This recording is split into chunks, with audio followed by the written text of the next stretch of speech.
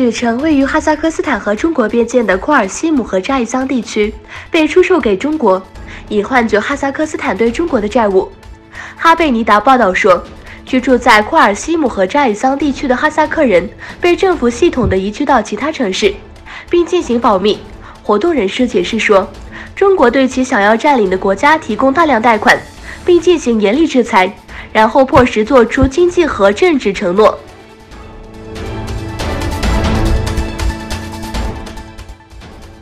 在美国纽约召开的第74届联合国大会上，美国牵头主持了一个有关新疆人权危机的讨论会。讨论会上，还有从乌鲁木齐在教育营获释出来的早木热达乌提，讲述了自己的经历。据悉，他的80岁的父亲因此受到了中国当局的迫害。近日，一位名叫阿布都黑里达乌提的维吾尔男子发布视频并表示，自己是美国国务卿蓬佩奥发表涉疆言论时提到的被强制送往教培中心女子的哥哥。他在视频中称，蓬佩奥所言完全是假话，他的妹妹从没有去过教培中心。另外，早木热的所有家庭成员都被当局拘留。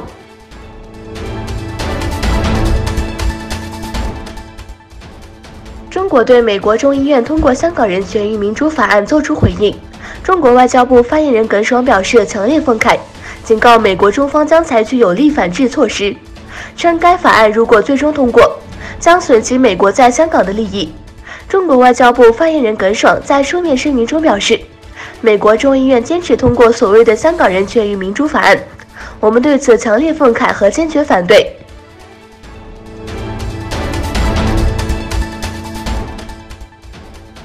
利比亚军队在霍姆斯市附近营救了90名非法移民。根据全国联合政府海军在社交媒体上发布的声明，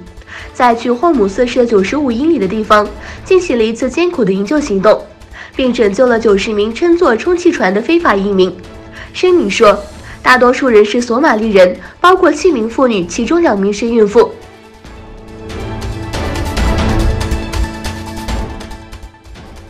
俄罗斯已在阿尔泰地区部署了山毛局部 M3 防空系统，这被认为是该国战略要地之一。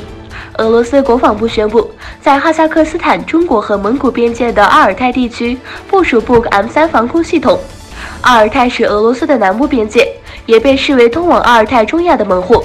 另一方面，据称在俄罗斯3名美国外交官因闯入敏感地区而被拘留。